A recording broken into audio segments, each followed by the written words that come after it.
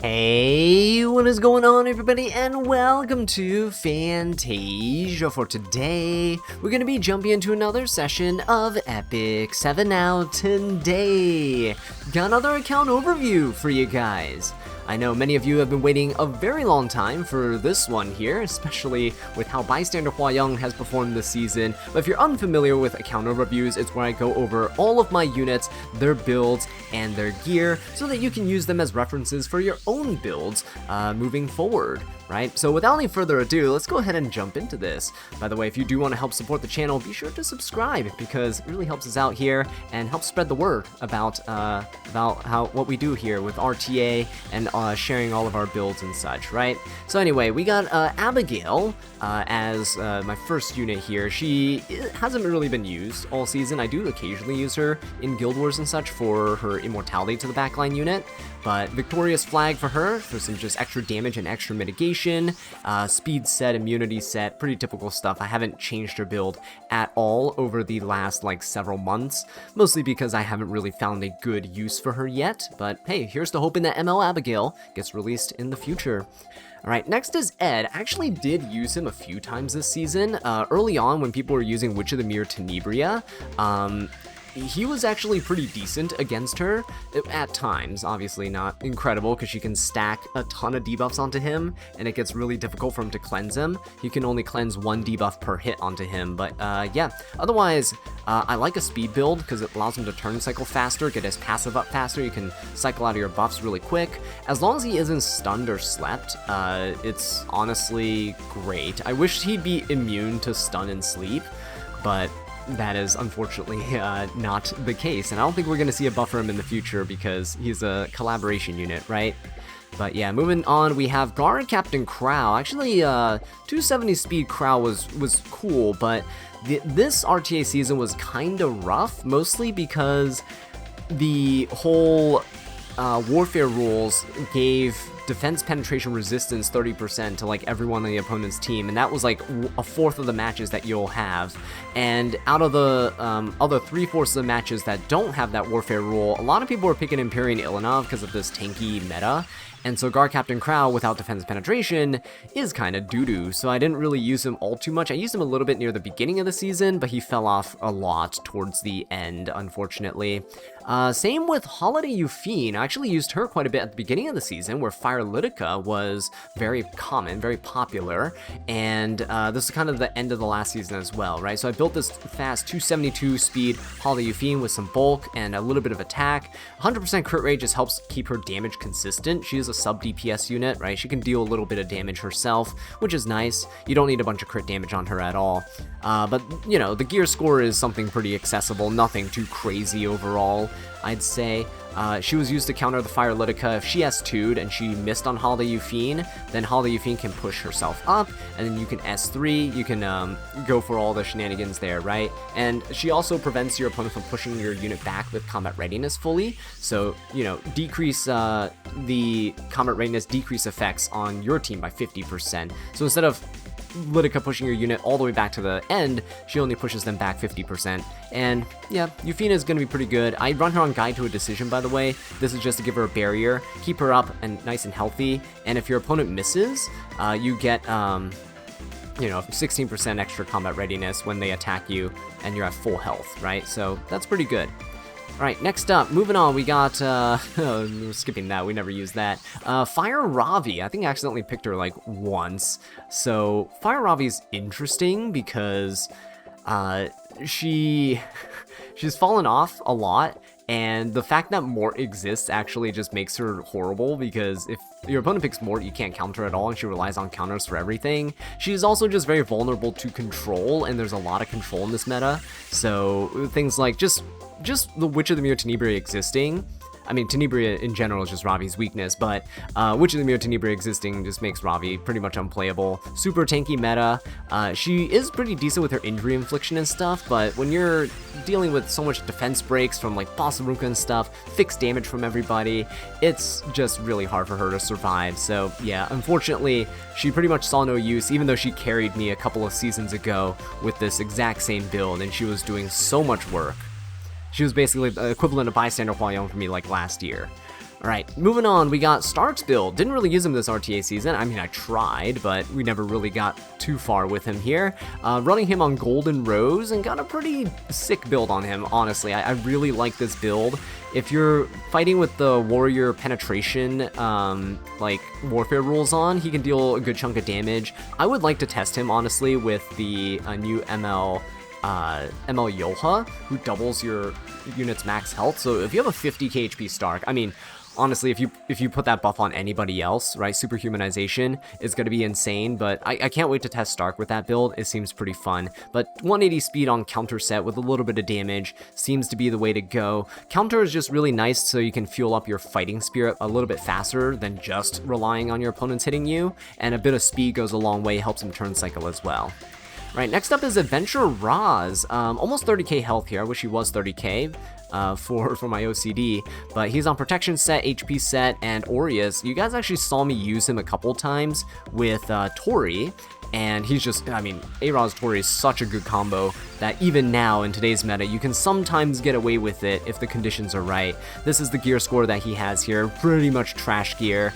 Protection set's really easy to roll. As long as you get HP and defense, you don't even care if there's flat HP and flat defense and stuff. It helps your units get a lot more bulk, and flat HP, honestly, is the only way to reach, like, incredible, insane amounts of HP on your units. So yeah, he's a really standard build here, nothing too crazy going on. Next up is a secret tech I had, which is Fire Lilias. Fire Lilias here running Halog Glance. I actually switched her over to Halog Glance just in case my opponent didn't use a non-attack skill and decided to like skill 1 or something with Ahmed. But Lilias is basically my Ahmed, one of my like several Ahmed counters. Currently running her on her EE that increases combat readiness by 20%, and that with her 265 speed allows her to cut Ahmeds when they go for a skill 2. The goal is you provoke them, you skill 2 and you provoke them, which is why my Lilias has 150 effectiveness. If you provoke them, the Ahmed can't take the extra turn. She'll just attack you instead with a skill 1, and when she does that, she can't buff and push up with her skill 3, right?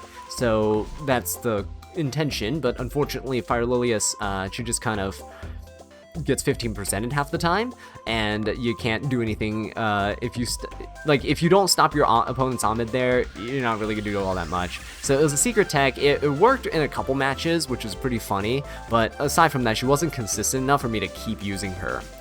Next up is Jenua.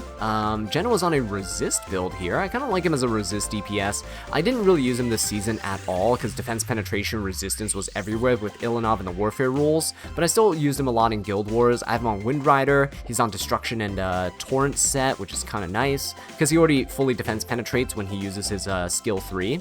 So Torrent just allows me to squeeze out extra damage for him. But yeah, he's really, really nice.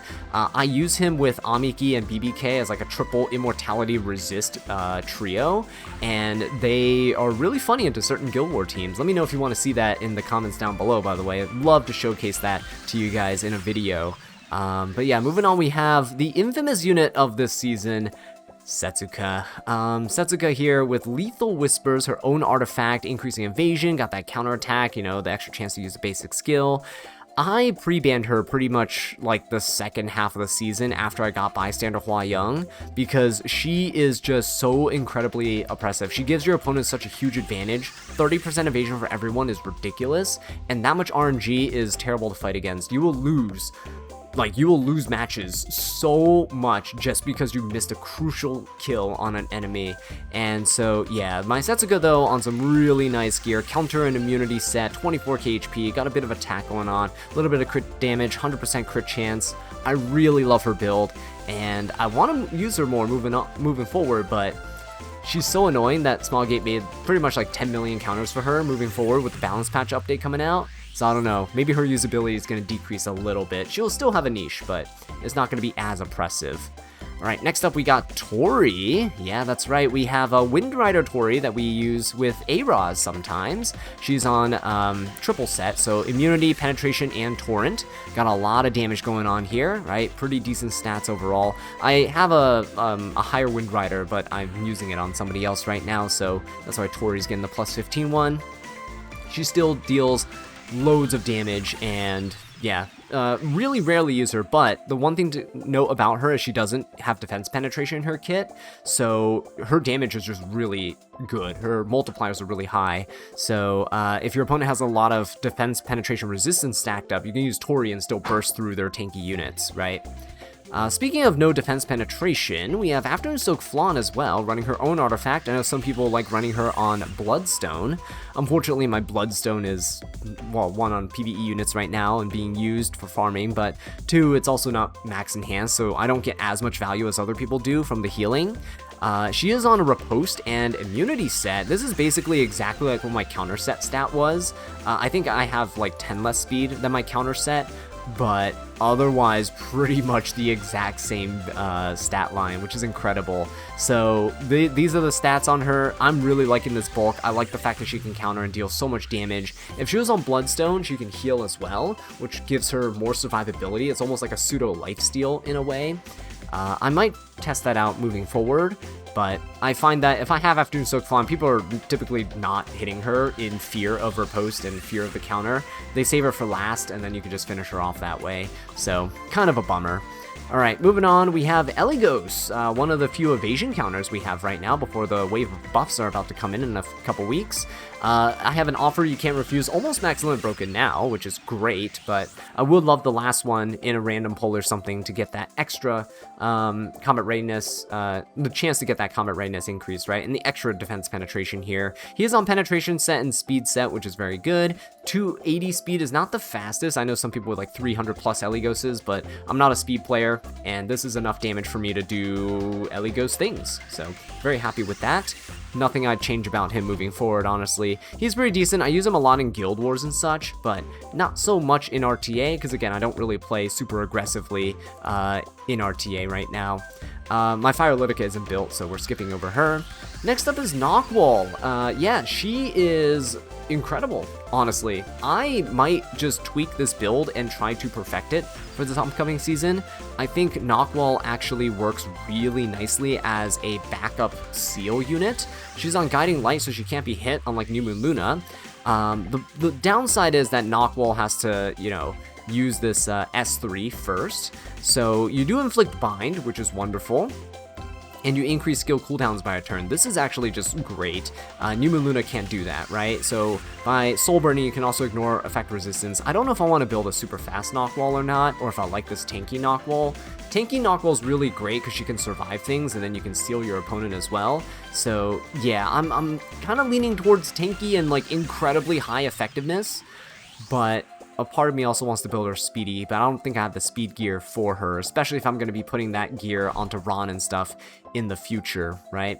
Moving on, we got Robin. I think I did get a good match with her once in the season. I think it's the Burn and Bleed Warfare rules, right? So she's on speed and hit set, and she's on Dux Noctis. Incredible, right? I know. She should be on her own artifact here, but this is my Rift Hunt build. She should be on an Assassin's Pledge like this, and this will be her stat line, right? Pretty decent stat line here. Got some good damage for burns and bleeds, and then this actually inflicts additional burns as well. Not max limit broken, but I don't think it's worth going for it. If you get the extra burn, it's nice. If you don't, it's whatever. These are her equipment scores. Not the best equipment scores, right? Again, I'm using her in PvE content. She has an attack necklace as well because she doesn't need crit or crit damage. She just needs extra damage here. You can run HP if you want as well, but because she relies on burns and bleeds for her damage, attack scaling is the way to go for her. Right, same thing with Summertime Iseria. Because you want bombs and such, you want to focus on attack. However, I switched my build up to something a bit more tankier, right? I like having Summertime Iseria as a bulky, tanky unit, and I drafted her a couple times this season, I'd say, or no, I don't think so. I think that was preseason. Yeah, I drafted her in preseason. I didn't really draft her at all this season. I didn't play aggressively this season at all. So yeah, this is just her own artifact here, and she's running the EE that allows her to detonate bombs at the end of the turn, right after you use your skill 1. So she essentially turns into a Pirate Captain Flan with this, and it's just a secondary, literally a secondary Pirate Captain Flan. Very tanky, decent speed, super high effectiveness for the high res units. She works quite nicely as a control unit in Guild Wars especially, right? Okay, moving on, we got Veronica. As you can see, still don't have her speed imprints. I will be maybe working on that, who knows? No guarantees. Over time, over the course of this season, she's been getting slower and slower and slower. She's too squishy for me to really use her reliably. I know you can use her into Lady of the Scales and stuff, but you can also just not let Lady of the Scales through in draft. So yeah, the Immortality Dispelling is great. Guiding Light's good for the survivability, but honestly, Veronica is just not... I'm not feeling her because I'm not playing super aggressive this season again, like I mentioned, right? I know that people use the decreased combat readiness of the target by 50%. I've been using the increase by 30% because the only time I ever use her is to dispel immortality, and I just need her to cut. That's all I need her to do, is to cut my opponent, dispel immortality, and then kill. I use her a lot in Guild Wars. Almost every Guild Wars I do tend to use her, but just not in RTA, unfortunately. Oh, by the way, and then this is her stat line here. She's got a couple, like, 21 speed piece there, but if you average out the speed on all her pieces, it's really not that fast. So, yeah, she gets the job done, though. If I get her speed imprints, I'd probably use her a lot more in RTA to race people, though, especially if people are trying to cleave with BBK and such. Right, next up, Festive Eda. I know a lot of people are using Festive Eda near the end of this season. I was using her throughout a little bit here and there. She had a couple of cool matches, one where she actually soloed the opponent as well, which is kind of cool. But yeah, Taga Hell's Ancient Book on her for the soul burns. I don't have her own... Oh, actually, I might have gotten a copy of her own artifact. Yeah, I did. I did pull a copy, but I haven't been using that on her because of the RNG chance, right? It's not 100%. But yeah, anyway, so...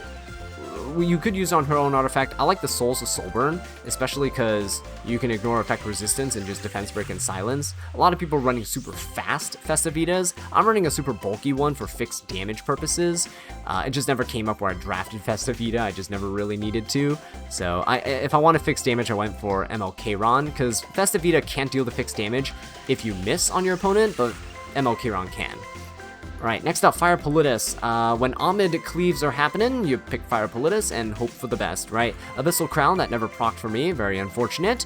And we have a speed resist set. We have 200 resistance to make sure we don't get controlled, and about 90 effectiveness to make sure we can at least land a few debuffs here and there against our opponents, right? Even if they have 150 effect res, it's a 50-50 chance to land a stun, a crucial debuff, land unbuffables with your S3 and stuff like that, right? Pretty decent stuff. Her equipment score is pretty good because mixed stats like effectiveness, effect res typically requires pretty good gear score. But otherwise, yeah, I do use her quite often here and there. She's a really good counter pick. Next up is Researcher Kara. She got buffed, and I did change her build after her buff, but I never got to use her because I ended up pre-banning Freerin for like the entire rest of the season. Etika Scepter is my artifact of choice. I do want to try testing Researcher Kara into Freerin before the next season starts, maybe in Guild Wars, maybe in the preseason, we'll see.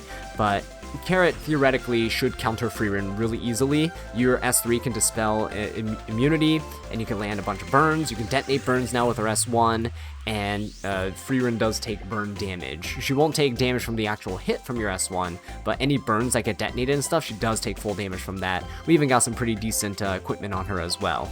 Well, it used to be one of my favorite characters of all time. Alright, next up we got Roy. I think I drafted him like once or twice this season. I don't know if he really did all that much. Sylvan Sage Vivian has been doing better than him, but he does run Chatty. It's a very defensive artifact, really good for the barriers and such. You can also run him on Fern's artifact here, increase attack, and you get a barrier equivalent to 50% of your attack for 2 turns, and you can activate this every turn, which is really, really cool. But yeah, that is definitely something you can run on Roy, which is great, but I'm on Lifesteal and Torrent set, because his AoE attacks are, you know, benefiting from this torrent. The lifesteal pieces can use a bit of improvement, but his stat line is not bad. I like his stat line. Could he be a little bit faster? Yes, I could probably sacrifice a bit of damage for a bit of speed, but for right now, I don't really use him enough for me to justify doing that. Next up is Aram. Aram here on counter resist build, and I have our Shimadra's staff. it might seem interesting to do this, but the effect res increase is actually not bad for everybody. But the healing, guys, the 40% extra healing makes Aram's healing actually really good. She normally heals around 2k onto everybody when she S1s, but with this artifact it heals almost 3k health, and it's a substantial amount of healing, especially if you're running squishier units on your team. So counter set allows me to, heal more when I do counter, and these are her stat lines here. Again, mixed effect res and effectiveness build, so your gear score tends to be a bit higher. And yeah, I did lower her speed. She used to be on counter with like 240 speed. I found that was just a little too fast. She was going before all of my units that wanted their skills reset. Even now at 200 speed, I feel like she's going before a lot of my units who want to be reset, so I might lower her speed a bit more in the future. For right now, I'm not touching her though, because she works the way she is against Harsetis and such. Alright guys, next unit here we have is Choux. Much like Ravi, you'd basically never ever use Choux, but in case you want to build a Choux, this is a pretty okay-ish build for her. I have her on her EE right here, and got some penetration counter set. I know she's missing a little bit of crit rate, but I'm pretty sure, yeah, see on the boots here, you can probably modify like that crit chance in. It's just a start for a Choux build. I haven't used her in quite a while, which is why she's on kind of mediocre pieces here and there, but still definitely usable in an emergency if I really if my opponent drafted Fire Ravi, then Choux is the easiest unit to use to counter into her, yeah. But an ice unit that I always use is Inheritor Amiki, whether it's in Guild Wars or RTA. She's fallen off a little bit lately in RTA because people aren't playing with aggressive fast cleaves anymore like they did in the previous season. Because the season has slowed down in terms of aggression, her use has dropped as well, but still really nice, especially with the warrior penetration increased by 20%. Ubir's Tooth is great for the extra fixed damage, and counter and resist, I mean, you just can't go wrong with this, right? Decent amount of bulk, really good attack, high enough effect resistance, typically coupled with other units, it's gonna be more than enough, but yeah, you have units with team resist imprints, you have units that have artifacts like Bastion of Hope that give extra effect resistance as well. She gets the job done, and I really enjoy using her. Next up is Rem. Haven't used her in a very long time, but yeah, Rem with the Sigurd Scythe if you want one. If you want to build one up, if you've had her for a while since the ReZero collab, this is my current stat line on her. Counter and immunity. She is slow, but you want her slow. You want to keep her demon mode up as long as possible. I know a lot of people just use her in PvE content now, but hey, I don't really need her for any of those teams, so I still have her built just in case for PvP. Might come in handy as anti-cleave stuff in the future, who knows? But yeah, for right now, just here for show.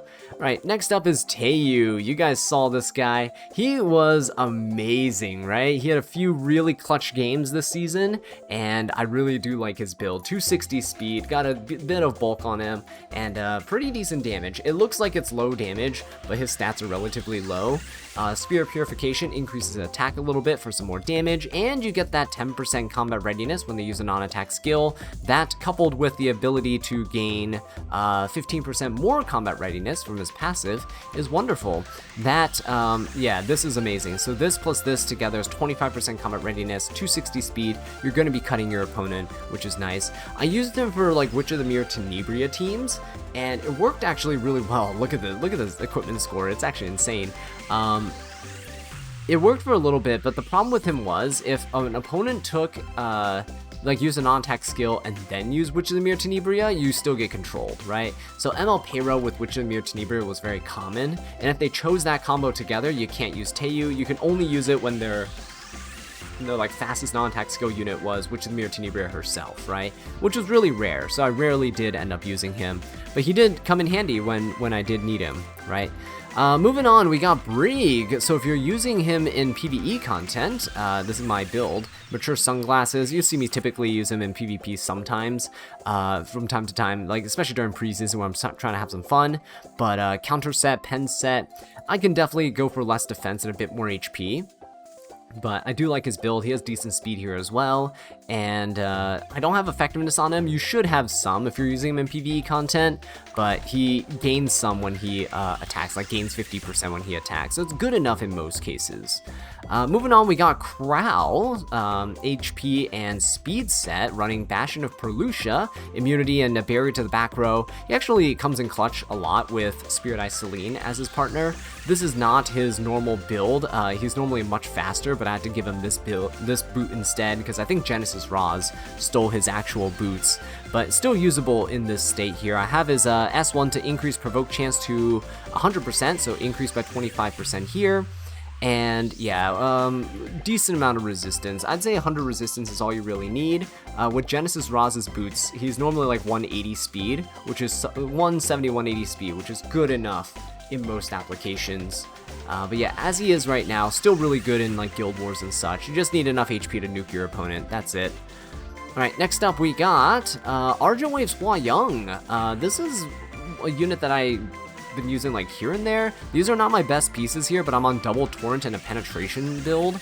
I ran her faster at one point, but I realized you just need a base speed Hua Young that just has a ton of damage to nuke your opponents with. Wind Rider is nice. You can also use her on her own artifact, but yeah, the equipment score is pretty decent. I really just need to lower her speed a bit more and just get a ton more damage, so I can use her with like Lilias. I think that would be the best use case for her right here. She's quite squishy because of the double torrent sets, but she does survive, like, let's say a Harseti S3 or something. So if you're fighting Harseti and you have Aram and Argent Wave's Hua Young, they can still work really well together into her as well.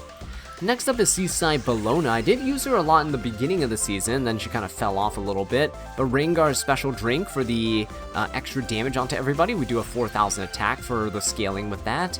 And we have her on the Dispel debuffs EE, right? She is running effect resistance here, so as you can see, almost 160 effect res. So you're like, why do you want to cleanse debuffs? There's always going to be units that have more than 150 effectiveness, right? In fact, to debuff Seaside Bellona, you just need over 60 effectiveness really, to land your debuffs here. But she is really nice when she is against a lot of squishy units, especially the fixed damage. It chips through a lot of units, right? And it's pretty good. She's pretty consistent. You just need to keep her really bulky. I know some people run like her on Bloodstone and stuff. I don't have enough damage to run on Bloodstone. I'd rather just the Rengar drink proc. But yeah, overall, not a bad unit. Just really niche, right, in where you can actually use her. Right, next up is Aria.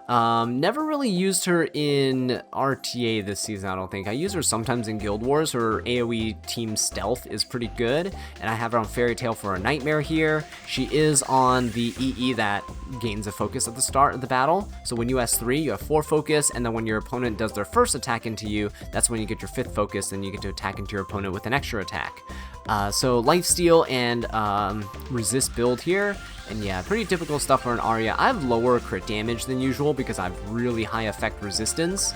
I don't know what I'm going to do with her moving forward. I know some people have like really fast Arias as well, but I don't have the gear to make that work, unfortunately. What I do have gear to make work, though, is Fern from the Freerin collab. Super happy about her. Butterfly Hair Ornament is her own artifact, gaining extra attack and gaining barriers, equivalent to your attack, 50% of your attack for 2 turns. So yeah, she gets a really nice chunky barrier, especially because I'm building her with extra attack. I favor the attack over the crit damage just for the barrier scaling as well. So we have Riposte set and crit damage set, as you can see.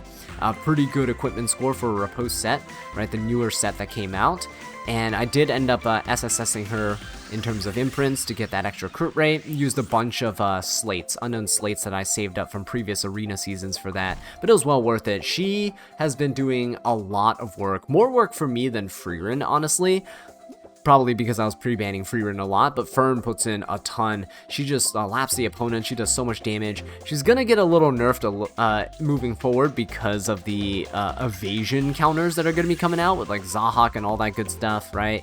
So yeah, definitely watch out for that if you're trying to use Fern in PvP in the future.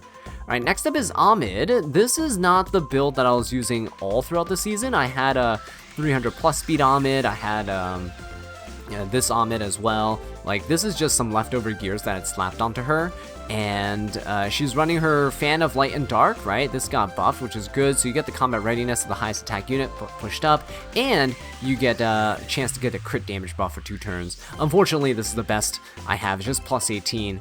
But yeah, she is on her Speedy E here, and she does grant the greater attack buff instead of just a regular attack buff, which greatly increases your chances of nuking through your opponents, especially in this tanky meta. This is her gear right here, you know, 17 speeds, 18 speeds, 19 speeds, not the best. The necklace is good, but she could definitely get up to 300 speed very easily, especially with the Speedy E. I just don't have the gear for it, and I've spread it out onto other units for the time being. But yeah, she works well. I just don't really play aggressively at all. You have been seeing me use this build in preseason though. So in preseason, if you see me like cleaving with Ahmed or playing aggro with Ahmed, this is the exact same build I've been using. Alright, next up is Diene. 270 speed, almost 16k health here, 190 effect resistance, boosted up by 20%, so it's actually 210 effect resistance, which is good, and Speedy E as well with the increased combat readiness effect on her S2. So she's actually really nice because if you use her into New Moon Lunas and stuff, you can cleanse all the debuffs, and you can put up defense penetration resistance and anti-crit buff onto your team. So she's actually pretty good against Genesis Raws. You just gotta be careful because there is a chance that 50-50 chance that Raws will still crit you, and if he does, you're still screwed. So keep that in mind. I have her on Unfading Memories just because at the start of the turn, because she turn cycles so fast, you recover the health of everybody. So this used to be like Maid Chloe's passive. I think it's pretty cool to use on her. I don't really know. I mean, Rod of Amaryllis is also really nice as well, but this just seems like a very consistent form of healing for everyone on your team every turn, right? Alright, next up is Elena. Didn't really use her as much as I probably should have. She needs higher speed. This is not like her normal gear sets. Again, some spare gear that I put on her in case of emergency, but because of her low speed here, she can't actually cut anybody, which is a huge issue. You want her to be able to cut if you're using her, but Doctor's Bag is an ideal artifact for her for dispelling extra debuffs and some healing, but also dispelling the debuffs when using your skill 2, right? Whenever you proc, that's also going to be really nice. I feel like Elena is going to be really good for us moving forward with Ron coming up. I know Ron can put restrict and stuff onto us, but you'll at least be able to cleanse a lot of the debuffs, like cleansing the damage share, ignoring damage share of the frostbite and stuff. That's going to be kind of huge, right? So Elena is definitely going to be a unit to invest in moving forward.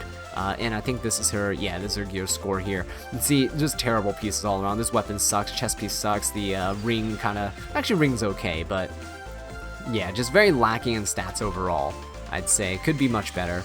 Alright, next up is Fenne. Fenne with the Destruction and the Crit set.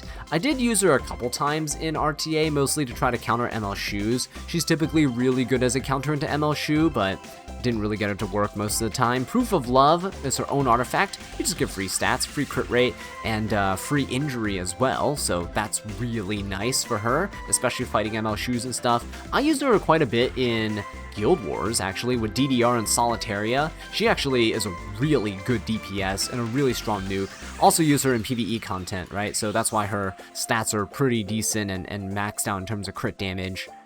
Okay, moving on, we got Alencia. Alencia is a unit I don't think I really use this season. Prayer of Solitude is really nice for her, though, for the extra HP and the extra damage when she does her extra attack on her S1.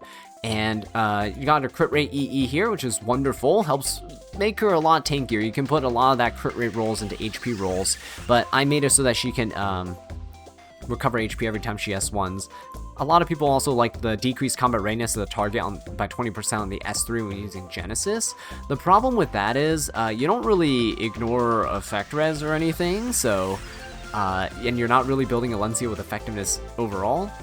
That's just the main thing with it. But I have her on injury set and HP set, so she actually is a one-hit wonder. You bring her in, you attack the one unit that you want to injury down, and in one shot, she can pretty much inflict like 40% injury on that unit, and it's kind of crazy. But with the meta as it is right now, it's kind of hard to use her because she also suffers against injury, and injury is very prevalent, right? amongst most of the meta units. Like Empyrean Ilynav, for example, is just running amok everywhere. Really hard to fight Empyrean Ilynav with other HP scaling users. Okay, moving on, we got Arunka, 7,000 plus attack, good bulk, decent speed. You need the speed to be lower just because if your opponent gets barriers, right, you want to be able to jump up in your combat readiness and not cut the people that are going to be buffing you. I have her on Little Queen's Huge Crown for extra damage, especially extra damage against barriers. Her S3 does extra damage against barrier units too. The problem is, even with 7,000 attack, her damage is doo-doo. So unless they buff her multipliers, just go for Operator Cigarette, who's much better.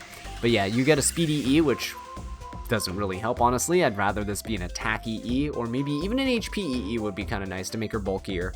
But attack would have been incredible here. And then increased combat readiness when you use your S3. So, you know, your opponent has barriers, you jump up in combat readiness, S3, nuke a unit, jump up in combat readiness, S3, nuke a unit, that kind of good stuff, yeah?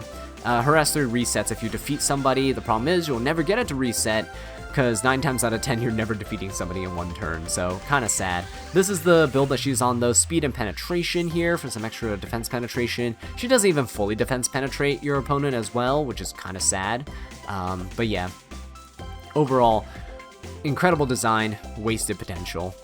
The Immortal Wukong, guys, here we go. My 30 KHP Immortal Wukong. This build might honestly end up getting shifted over to my APOC Ravi moving forward. I might try to do something like this with her, because if you're gonna get cleaved by like Straze and stuff, I use Immortal Wukong. He becomes the highest HP unit on my team, and because I have so much defense penetration resistance on him, I even have his EE here that amplifies critical hit resistance and defense penetration resistance by 10%.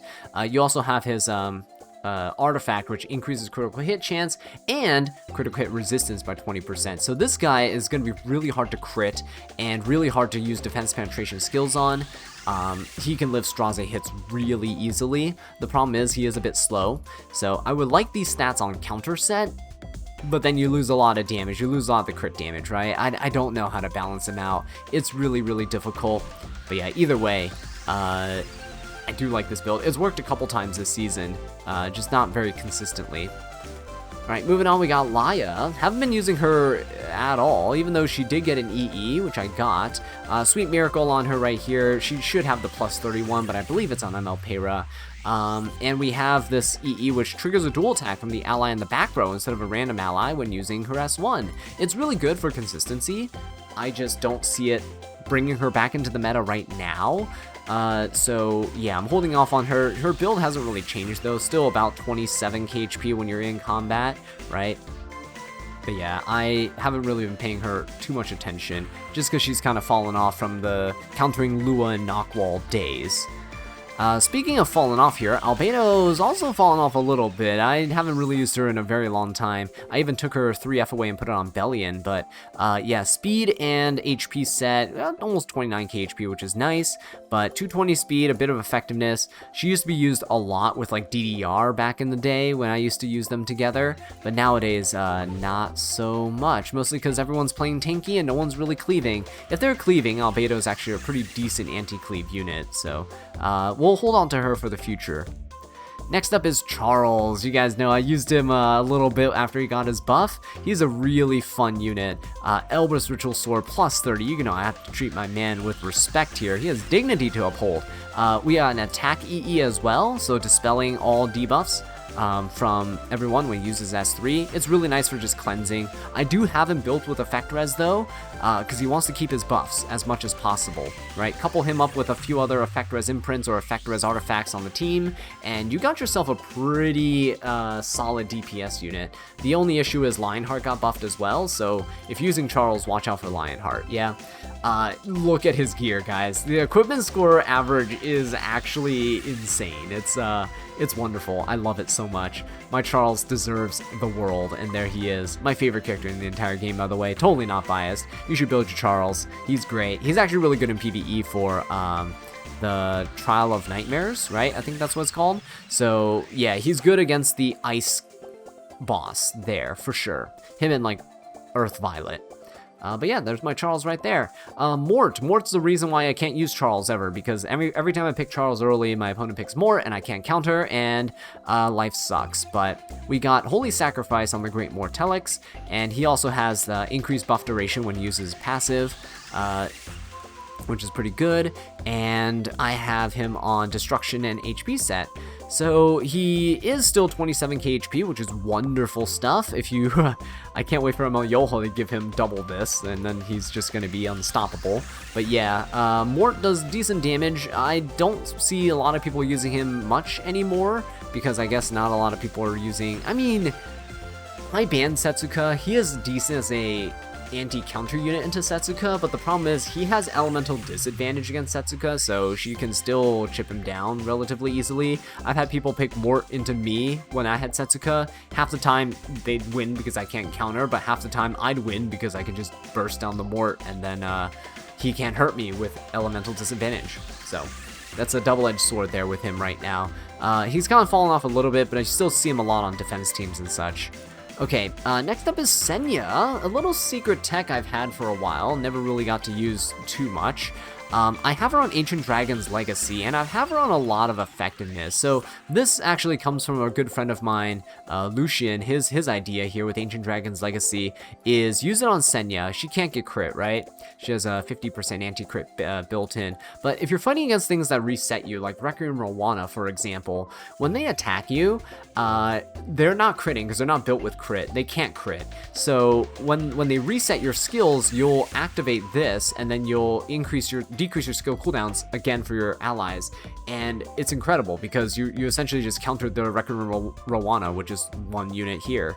So yeah, that's really nice. It's a one-hit wonder artifact, but even then, it gives her a bit of utility. She's pretty bulky, got good attack, and decent effectiveness, so you can keep provoke locking your opponent. I also have her on the S1 EE that allows you to recover HP every time you attack, which is wonderful. I actually decided to build her up just because, you know, from the last Epic 7 World Championships we had, the winner chose Cermia to have a skin that resembles Spice and Wolf, and I'm a sucker for Spice and Wolf, guys. My #1 favorite series of all time. So yeah, have to have her built at all times, right? I can never let her not be built now. Okay, moving on. We got an insane Yolha build. I'm actually very proud of this one here. Counter and HP set. We're currently running Adamant Shield. You can run any artifact you want on her here, and she is on her EE. That I can show you later, but hers is the resetting her cooldowns whenever she kills on her S3. 30k HP, 14k defense, 1400 defense, sorry, 170 speed, and a mix of effectiveness and effect resistance, right? Decent equipment score as well, so I'm really liking this build. She ignores a damage share with her S3, so she's actually decent against Lady of the Scales, and I like that. She's a bit more selfish than Krau, but she also now provides a decent bit of utility depending on the artifact you use, and the fact that if you build her with effectiveness and counter, she can actually provoke lock some people if you're lucky, and it's incredible, right? I love it. I've won a couple games with her this season, and definitely looking forward to using her into the future as well, right? Definitely going to keep her built from now on. Alright, next up, Blooming Lidica. Never used her because, well, it's Blooming Lidica and I don't play aggro/cleave this season. So, yeah, Seductive Flower, her own artifact, extra effectiveness, always good, decreased combat readiness of the target with an extra attack, and you inflict restrict with her S2 as well. This is really nice because if you're against Empyrean Ilynav, Bossarunka, all that good stuff, you want to be able to inflict restrict, otherwise they're going to just push themselves up and then cut you, and then it's over. Everything sucks. So yeah, keep that in mind. I have speed and HP set as well, trying to get her as bulky as possible for damage. Also wanted as much speed as possible. Couldn't reach 270, but 269 is pretty nice as well. Yeah. All right, moving on here, we got Celine, and she's still not back to her full potential, I think, that I had her before. She was a bit tankier. She was like a 1100 defense and like 16k HP, but I did give her a bit more damage this time. So Secret Art Storm Sword is her own artifact, really nice for her.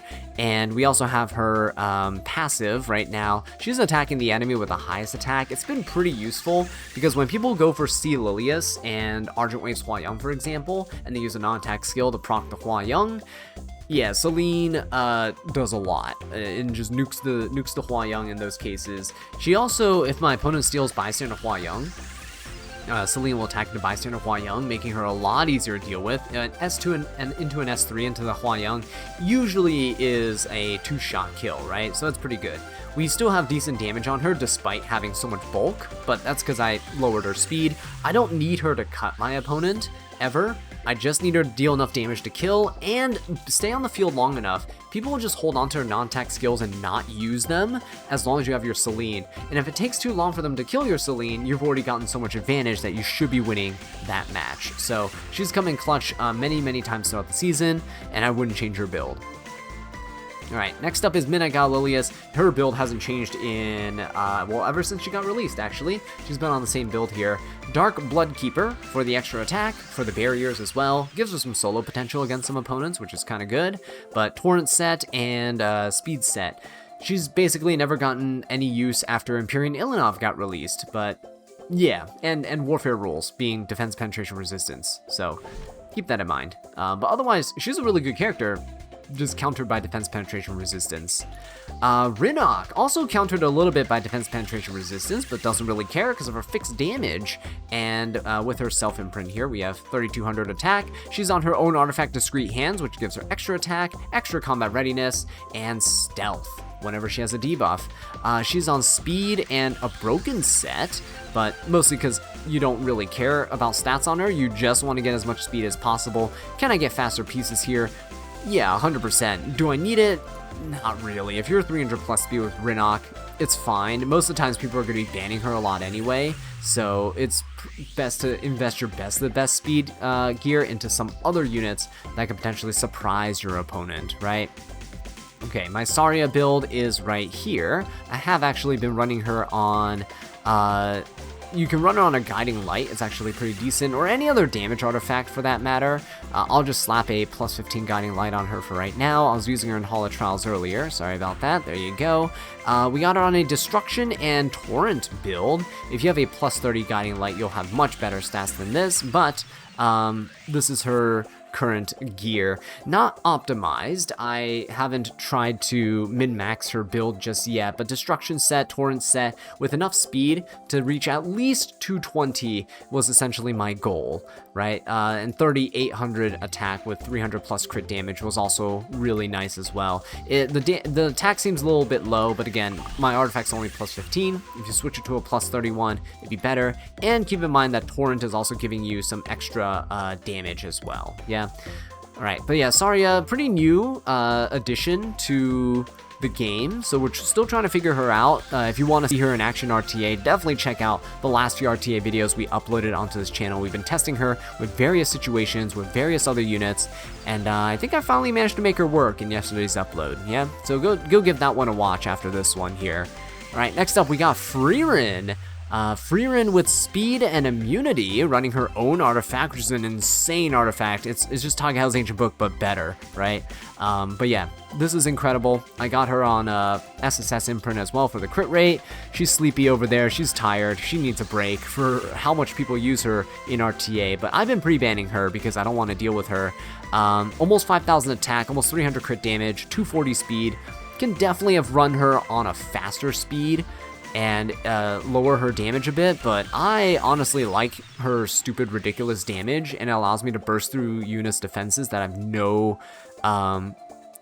had no business bursting through to begin with. So I like having these high damage options available to me, because as a slower, bruisery, tankier player, I tend to lack those options, and Frieren has a survivability to allow me to use that to my advantage.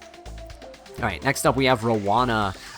Use her in PvE mostly, so this is a PvE build for her against the Ice no, not in the Ice Expeditions anymore. I use Tamarin for that. I use him in the Ice Nightmare Trials, I think that's, yeah. So that's what she's used in. Stella Harpa for dispelling debuffs and just defense HP resist sets, you know, whatever you have laying around on her, it's gonna work. She just needs a bunch of bulk. A little bit of effect res also goes a long way. And that's pretty much it. Rowana does Rowana things. She's always useful. There's never really a time when Rowana is bad. If there's a counter meta, if there's any units that have extra attacks and stuff like that, she's always good there for healing. Try bringing her into a Solitaria, for example, with Stella Harpa. You're going to be cleansing all the time. You're going to be healing all the time. They can't ever kill you. Alright, next up we have Sharoon. So my build actually hasn't changed. She did get a buff, but I don't think it was enough to really make her super useful. Wonders Potion Vial because she doesn't have any cleansing in her kit, and I do like the decreased cooldown on the S3 here. It's really nice. She has some decent bulk and some decent speed, and her effectiveness is okay. It's not something I need a whole ton of. Counter set, hit set here, these are her stats. I do want to change her up a little bit, though. I think giving some effect resistance can help as well, just being one of those mixed stat users. But I'm definitely going to have to go back to the drawing board with her build. Alright, same thing with young Senya. I haven't really been using her. Harsetti is annoying, but it's also really annoying having to pick young Senya with an Earth unit as well on your team when you can just pick Aram, who's a 1 unit counter into Harsetti instead of having to dedicate 2 units in your draft to Harsetti. Also keep in mind, if you're picking young Senya in an Earth unit, you're also going to be losing a lot to Setsuka unless your other unit is Mort. And that also kind of limits your units because then you can't counter as well. So yeah, kind of a double-edged sword there. Speed and HP set though, just really standard Soul Weaver stats all around. Nothing too impressive. You can run her faster, you can run her slower with a lot more HP, and it all works out in the end. Right, next up we have Lionheart Cermia, one of the MVPs this season, I'll be honest. A lot of bulk here, and a decent amount of crit damage. It's not a whole lot. I'm not on Destruction set, I'm on a Lifesteal and a Torrent set. Keep in mind, this is 17 HP with a Torrent set. We have Durandal for some extra combat readiness. This has helped me so much. It's come in so clutch against my opponents at times. I wouldn't change that artifact for the world. We have, her EE obviously gaining that 50% damage reduction when suffering extra counter or dual attack. It allows her so much more utility into stuff like Afternoon Soak Flan. You don't get one shot by her. You can sit there and just take hits, and she does so much damage, and she heals back up as well because of Lifesteal. I know some people use Destruction set, and with Destruction set they use Golden Rose. I prefer Durandal and Lifesteal. Who needs the damage when you can just keep sustaining against your opponent and keep nuking them over and over again, right? With turn cycling, it's great. Alright, moving on, we got Little Queen Charlotte, who I changed her build recently. I love this build, actually. A decent amount of speed is not incredible, but enough that if you're pushing up with other units like DJB or MLPera, Ahmed, for example, you're going to be taking the turn. And Benimaru's Tachi helps a lot with immunity for her, as well as a chance to increase attack for 1 turn, right? So because she gets immunity from Benimaru's Tachi, it allows me to go for a penetration set here, and the penetration set has helped a lot in terms of dealing extra damage. Little Queen Charlotte already defense penetrates, but a little bit extra goes a long way, especially to secure kills against tanky units like Bystander Hua Young, who has a lot of defense in most cases. And yeah, this is essentially the light version of Bystander Hua Young. I love this build, it's so nice. And her equipment score, look at that. Her stat line is not the best, it's really difficult to build, but hey, in the end, she's been working out. So really appreciate her this season near the end when she got her buff. Alright, next up we got Bellion. Bellion with a counter and immunity set. We got 3F from Albedo that we took, but this Bellion, guys, has saved me so many times. We got so much effect resistance on her. She can't be controlled, can't be debuffed. A good amount of HP sitting there, proccing the 3Fs, doing all that damage. You could run her faster. I chose not to. I chose to go for the effect res investment over that. She was really great into Witch of the Mirror Tenebria, really great into any unit that wants to control your team, especially when you get the effect res warfare rules, because then she's up to 300 effect resistance, and pretty much nobody is going to be able to control her, right? Besides maybe like a Wrecker and Rowana, but if they're bringing Wrecker and Rowana into Bellion, you're pretty set, yeah? They don't have souls, they can't really do anything to you, you're pretty safe. So Bellion, definitely one of the MVPs this season as well. Next up is Boss Arunka. I really need to update her build. I don't really like it. I feel like her HP is just too low. I am focused on damage though, with Rocket Punch Gauntlet is the main reason I have this build right now, but defense build with counter set, it's just maximizing her defense stat. I would like her like 30 KHP, super tanky.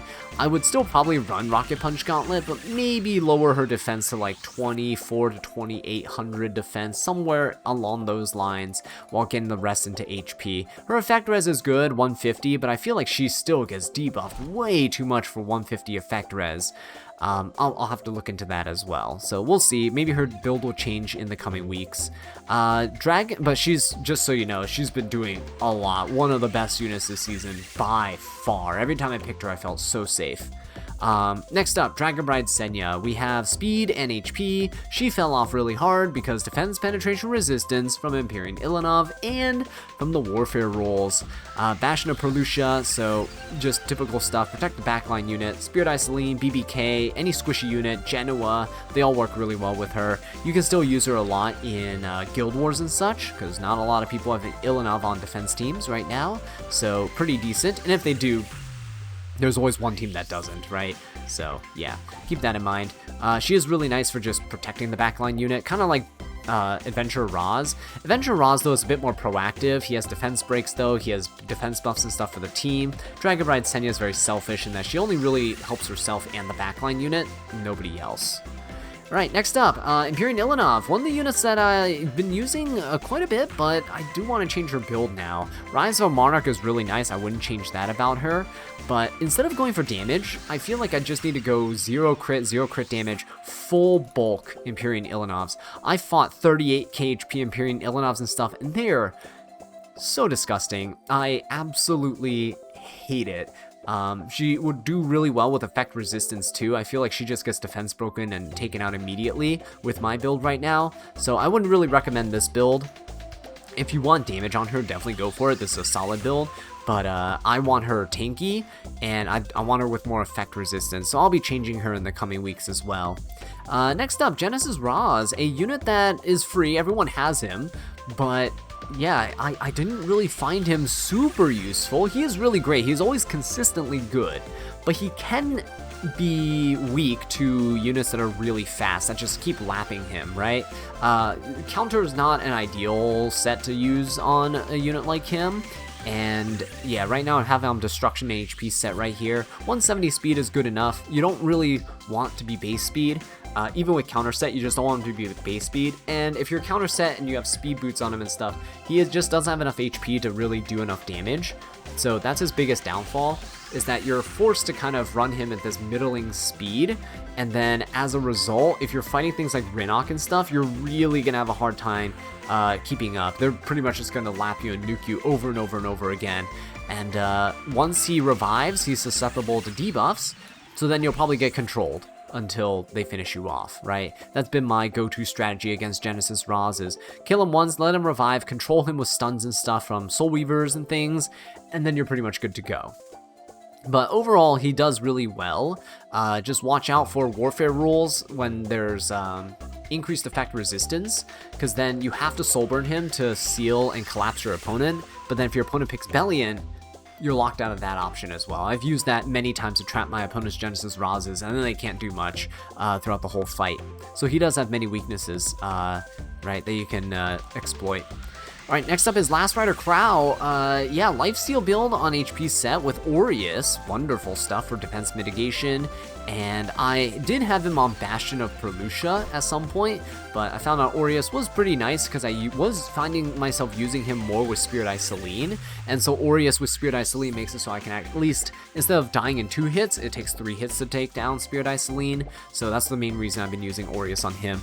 Typically you don't want Aureus on him just because you want him to stay alive longer, and soaking up damage for your team is not always the best thing to do if you want to stay alive longer. But for Spirit Eye Celine's sake, it's been working nicely. Next up is Navy Captain Landy. I changed up her build a little bit. She's 20 KHP now with 3200 attack, 270 crit damage. I've fought some people that have used Navy Captain Landy against me to really great success, and I'm just going to chalk it up to right side RNG, because every time I used her, she's kind of failed me. So yeah, the anti-crit is nice at the start of the match, but aside from that, you really need to rely on counters to win, and aside from not being able to get stunned or slept, she is still susceptible to other debuffs. So that's kind of a bummer.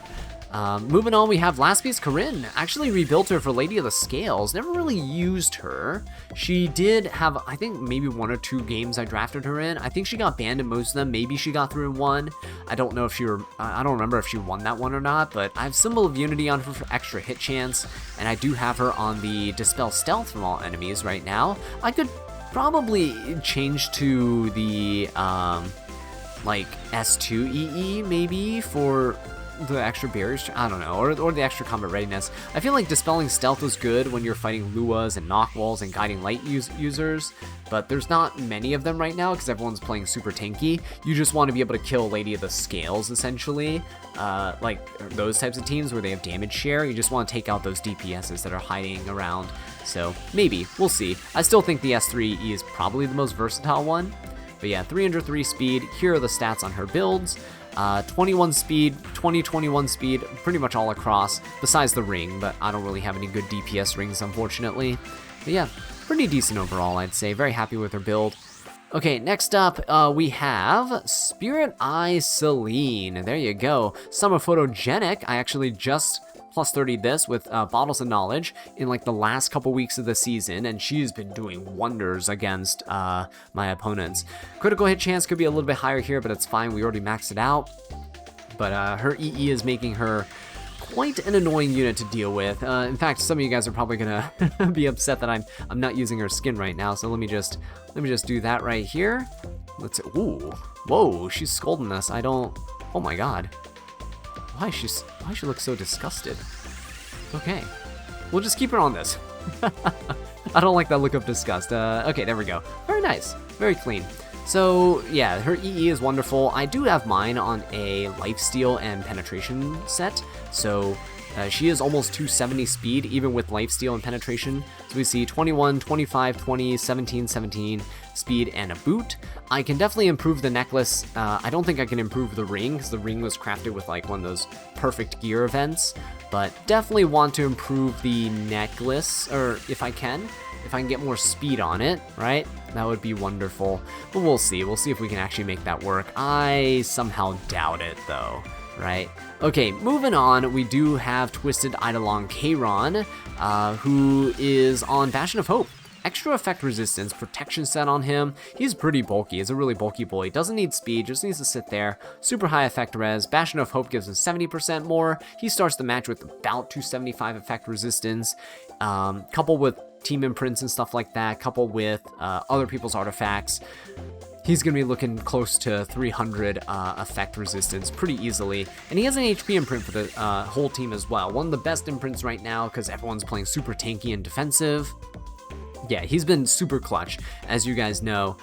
His fixed damage is incredible, especially now that he can't miss. So attacking things like After Soak Flan, attacking into the evasion units, Setsukas and stuff like that, he's been very clean. Okay, next unit we have is Wanderer Silk, a speed imprint here. I've been slowly lowering her stats a little bit over time, just borrowing pieces here and there, but as you can see, still decent stat spread. Almost 290 speed, but most of the time I'm just using her for the speed imprint. She is pretty good for dual attacking and such as well, and she's obviously going to be on Guiding Light to keep her safe, and she has a speedy E to allow her to, you know, get extra speed, because why not?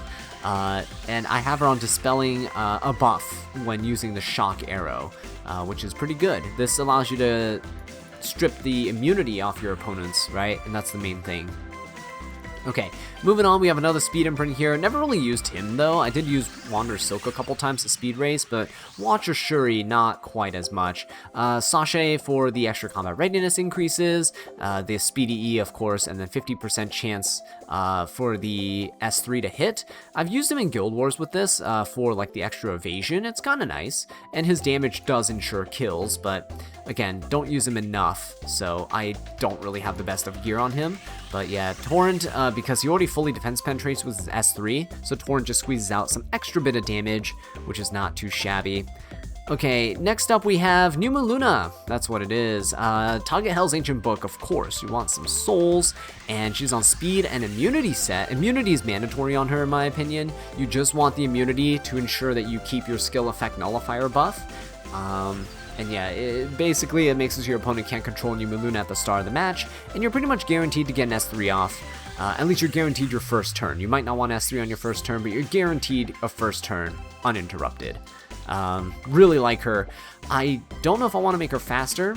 The effectiveness is okay, being low, because you're going to soul burn most of the time anyway, and when you're not able to soul burn, you're just beating down your opponent with a skill 2 anyway, so you'll be fine in most cases.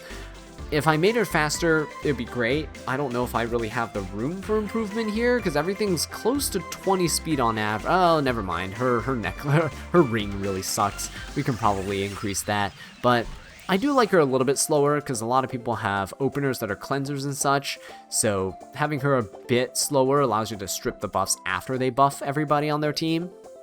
Right, so that is an option.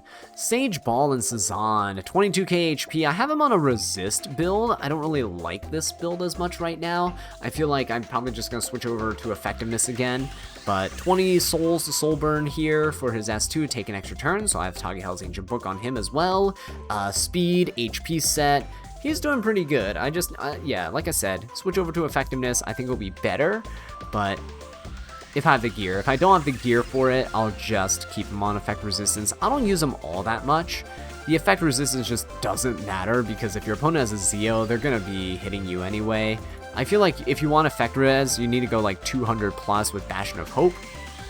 But unfortunately, Bastion of Hope is on my MLK run, so I can't use that on Sage Ball here. Alright, Silverblade Araminta, really good to use with Zeo and stuff to trap your opponents. She's really nice for turn cycling herself with combat readiness, pushing up and cutting your opponent, especially if you're opening.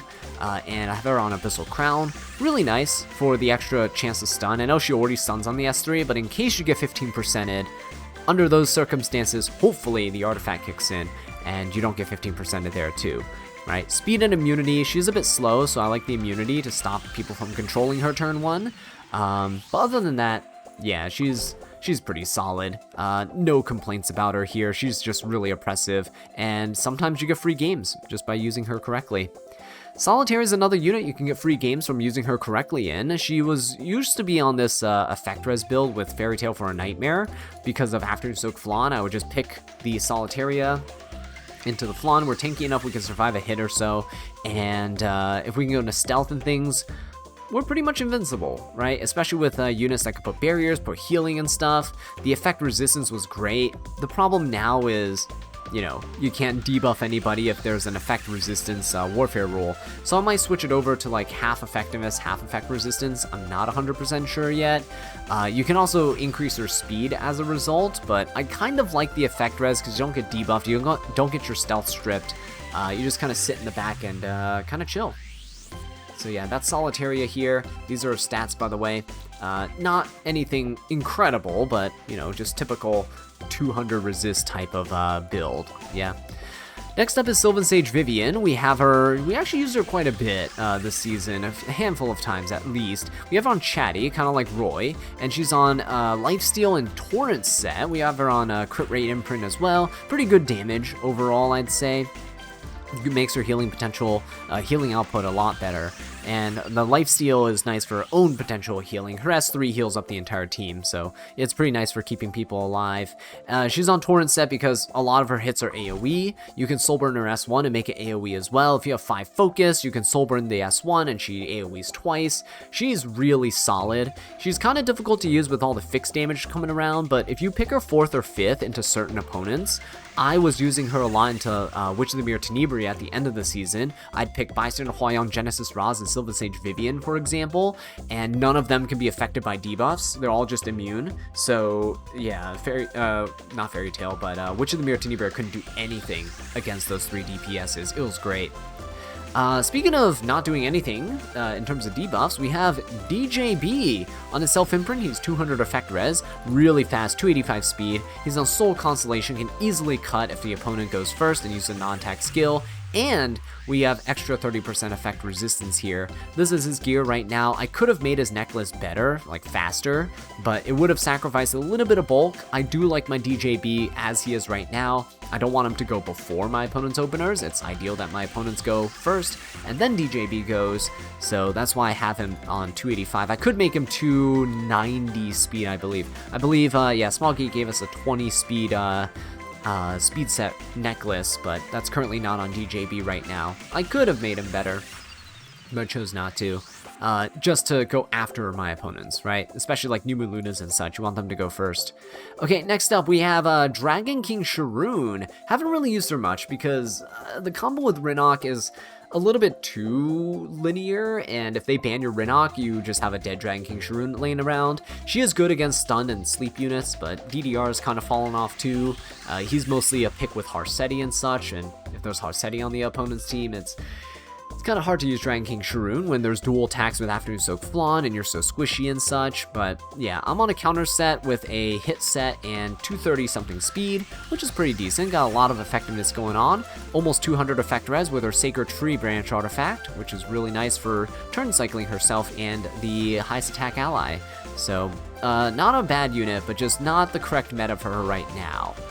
Next up, we have Infinite Horizon Acades.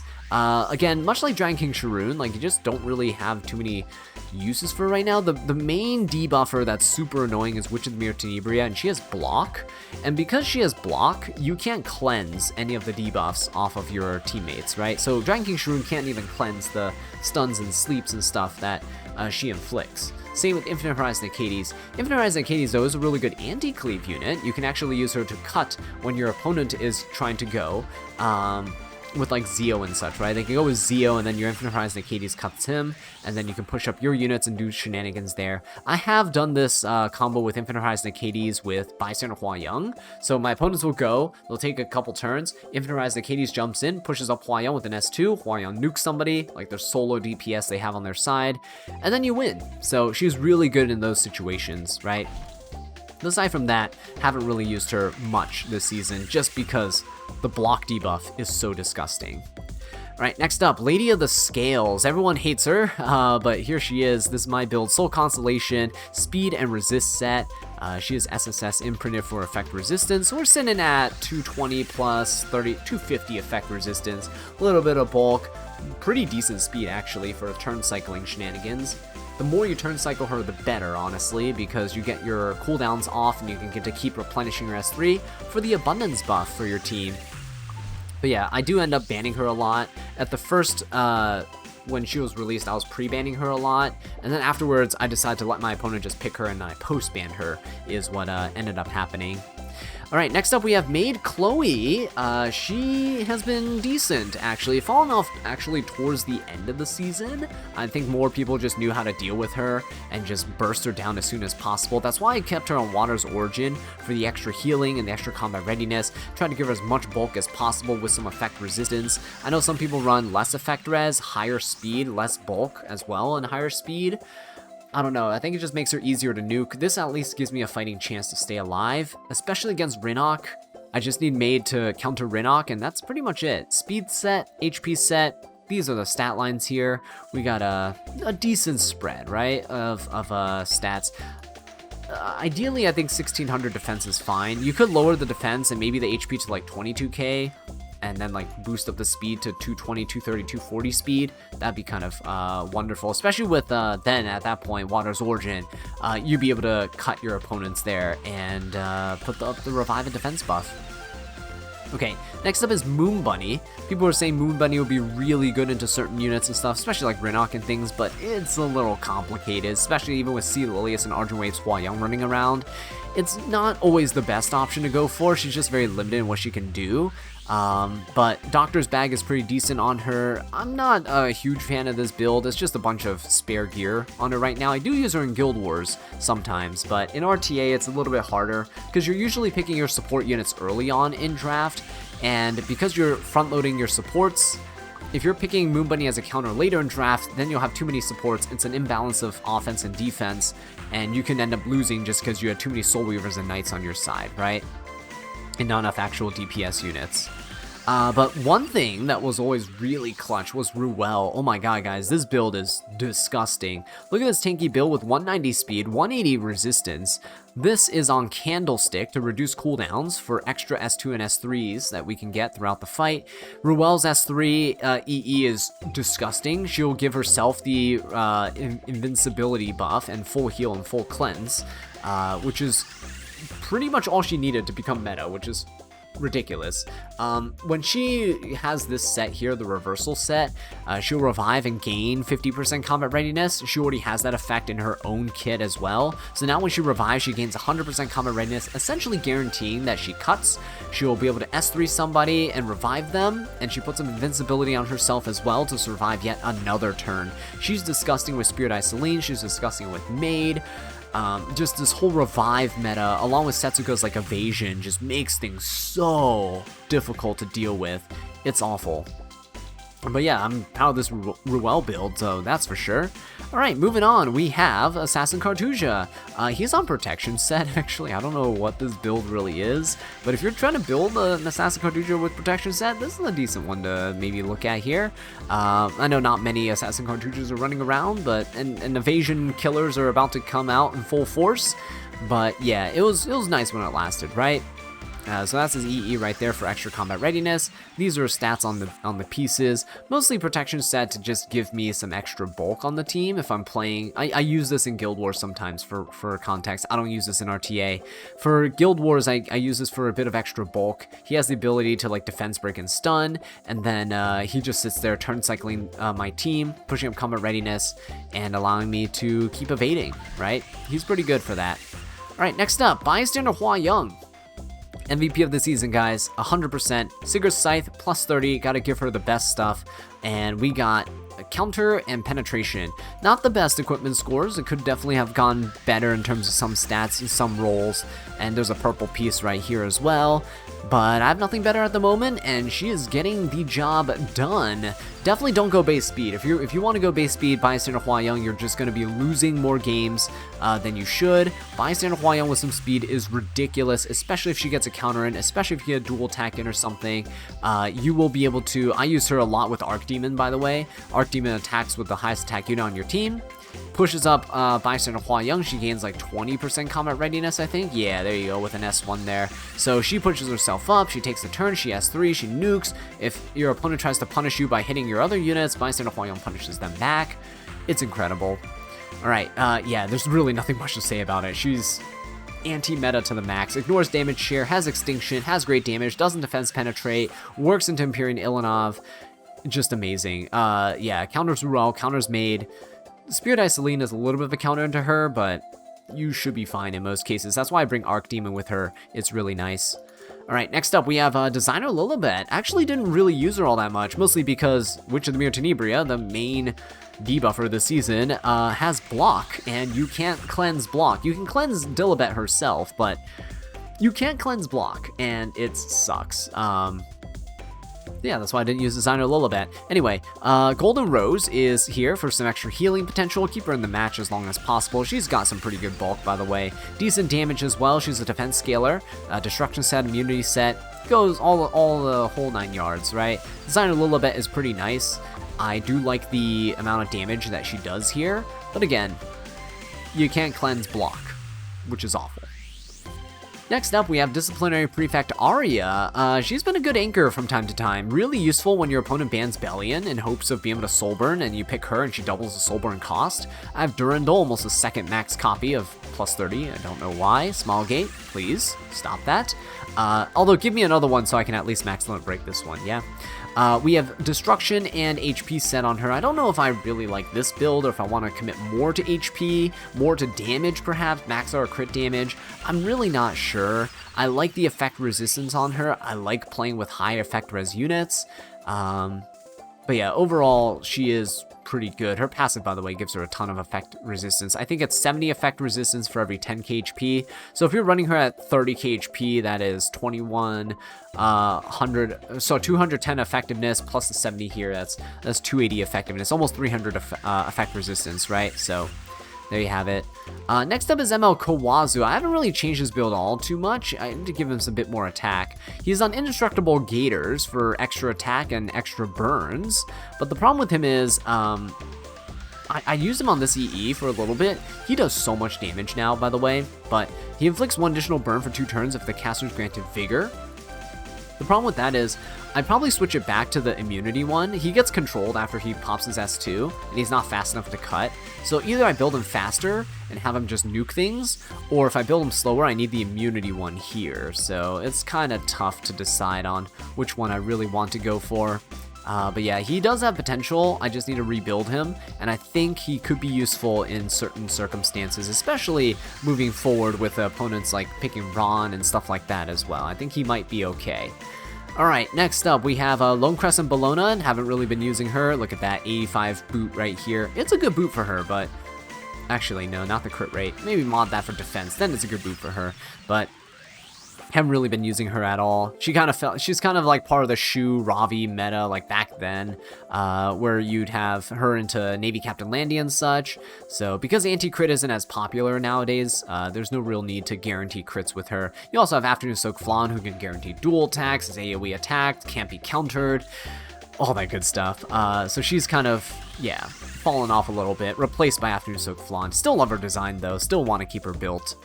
Next up, Lone Wolf Payra. She's just on a speed build, almost 300 speed, with some offset pieces. We have her on Sweet Miracle here for some extra HP, and the chance to decrease buff durations on herself. So if my opponent tries to stun her or sleep her at the start, then she will be able to cleanse that and just take her turn and cleanse the rest of the team. So it's always really nice.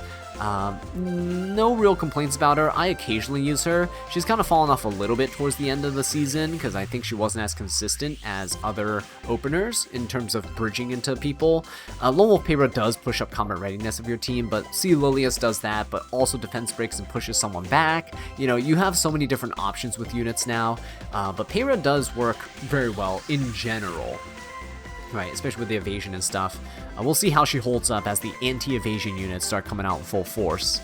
Okay, next up we have Mediator Cowrick with Warhorn for the team's extra attack here, and increasing combat readiness every so often. His EE allowed me to change my build from a destruction build to a no crit build. I still have some crit laying around, but still. Yeah, 270 speed, got a good chunk of health here, and this is his current stat line. We're using that free necklace that Smilegate handed out to us through that event, which I'm very appreciative of. But yeah, overall, he's doing fine. I like him a lot. The only time that he's disappointed was when the warfare rules were that there's defense penetration resistance, or if the opponent had Empyrean Ilynav, it really stifled his S2 damage. Normally, he's able to hit like 10 to 11k damage with his S2. With any of those rules in place, he's hitting doo-doo damage, so keep that in mind. He is actually really good for damage and for cleansing. 270 speed for a immunity buffer is amazing, especially for Genesis Raws. I used him a lot to Genesis Raws. Put up the immunity buff. Genesis Raws can't strip anything, so you won't be sealed, you won't get collapsed, you won't get one shot. It's good stuff.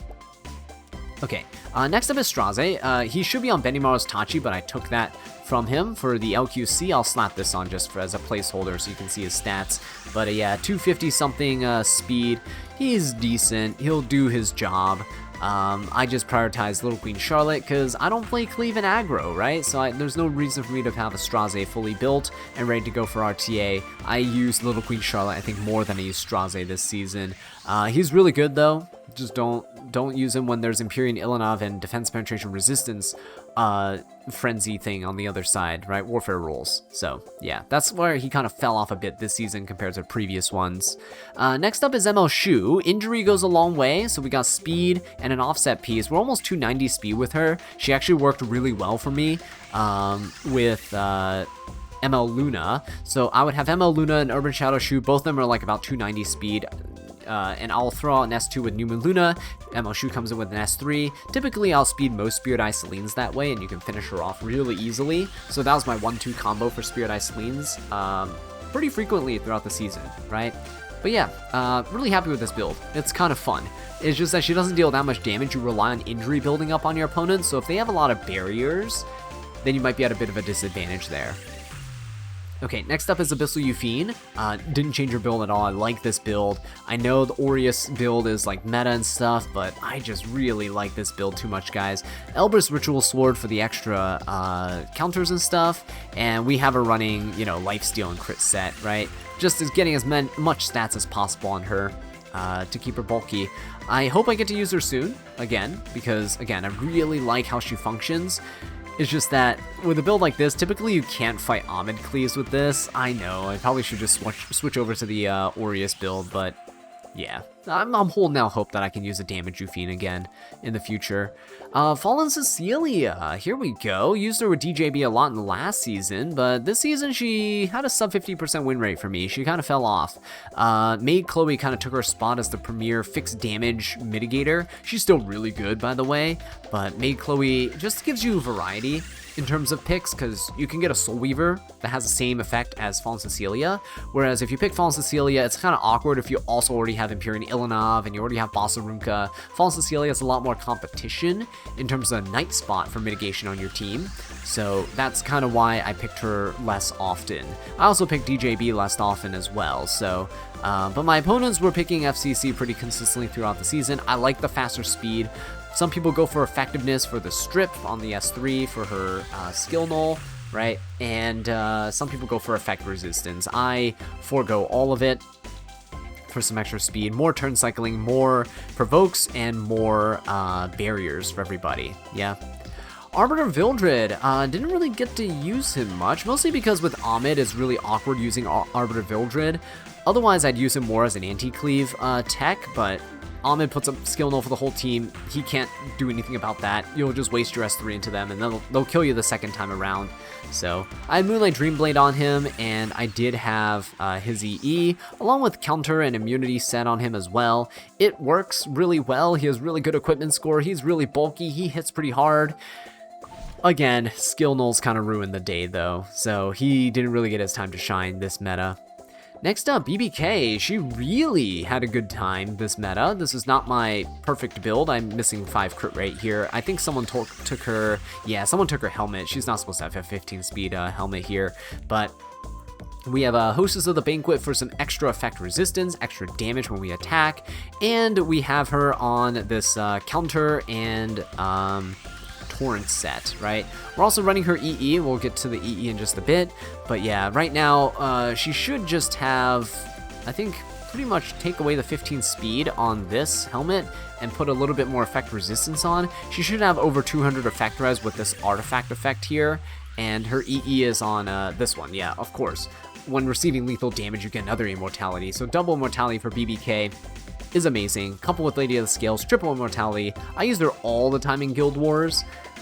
Her use has fallen off for me in RTA sometimes, but she's still incredibly strong.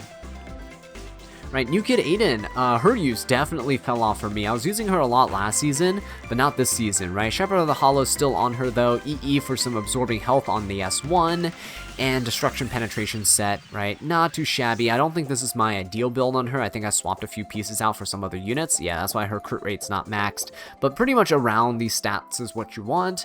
I would like a bit more HP on her if possible.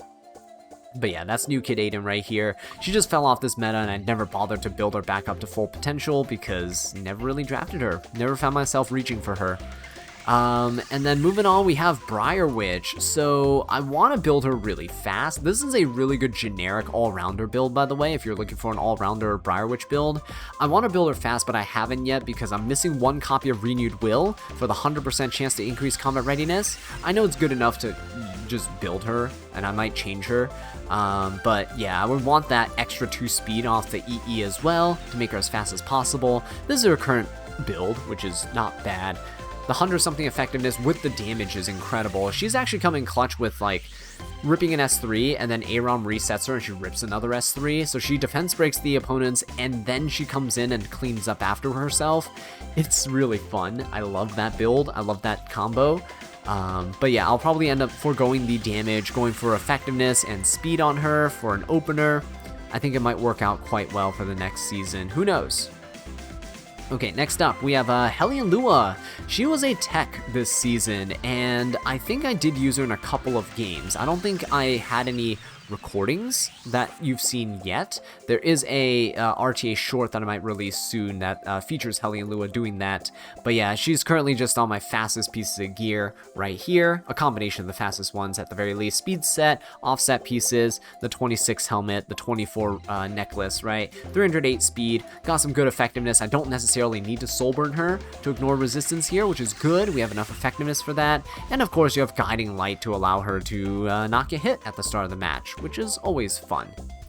Okay, moving on, we have Pirate Captain Flan. Unfortunately, never got to really use her this season. She's just not the best unit to be using for me. She works really well with Zio, right? Just like how I never use Summertime Iseria, I don't play aggressively enough, but yeah, Genesis Ra's running around immune to debuffs, Bystander Huayang running around immune to debuffs, just makes Pirate Captain Flan not feel as good. And then, of course, why reach for Pirate Captain Flan if you have Witch's Mirror Tenebria? I don't, but that's why she hasn't really been seen play. If she got her actual buff with the Pilfer and everything from several months back, she would still be in the meta to this day. But because she got that buff canceled, because people on Stove and Reddit canceled it, and Spallgate listened to them for some reason, she's in the camp of not usable. So, not that great, unfortunately. These are her stats, though. I still like her build, but yeah, just really not that useful for anything at the moment. Next up, Fan and Politis, really solid unit. I, as you can see, don't really use her. She's on a really janky build, but Spatial Temporal Fan, have her on this middling speed build. Her chess piece isn't even an actual chess piece here, but yeah, this is her stat line. I hardly use her. When I do use her, it's because I want to stop my opponent from gaining Fighting Spirit and Focus. So, yeah, I want to build 2 copies of her, one as a faster build and one as a slower build. Fan and Politis just fell off this season in general because you don't want to push back your opponent's team, you want to push up your team. Pushing back your opponent's units requires 15% to come into play, so there's a 15% chance you don't push them back, right? Whereas pushing up your team, there's no 15% chance that you don't push up your team. So pushing up your team is always preferred to pushing back your opponents, and here we are. Next up, we have Archdemon Shadow. Oh my god, guys. Secret MVP of the season, along with Bystander Huayang. She sealed so many units and just dual attacked with Bystander Huayang, pushed her up, allowed her to take the turn. It's incredible. I won so many games with her. Tagehel's Ancient Book for the extra souls, which is great. And we have her EE that triggers a dual attack with the ally with the highest attack, right? That's what made all the magic happen. She's on a speed set, hit set, 270 speed, 88 effectiveness. Most of the time I'm soul burning with her anyway, that's why I have her on book, but she has enough effectiveness that I don't need to in most cases if I know the opponent's like on a 0 res unit. Alright, next up we have Harsetti. Hate this unit so much, fought against her so many times, and honestly I think I lost to her way more than half the times that I fought her. So Abyssal Crown on her for some extra stuns. That never came into play for me. My Harsetti sucks at landing stuns, but my opponents always land their stuns somehow, especially my Lionheart. Kind of suspicious. Anyway, we have Destruction set and Crit set here. For basically just damage. I have a bit of effectiveness because I want to land Abyssal Crown debuffs, I want to land her defense breaks on the S1, but she's been putting in some decent work.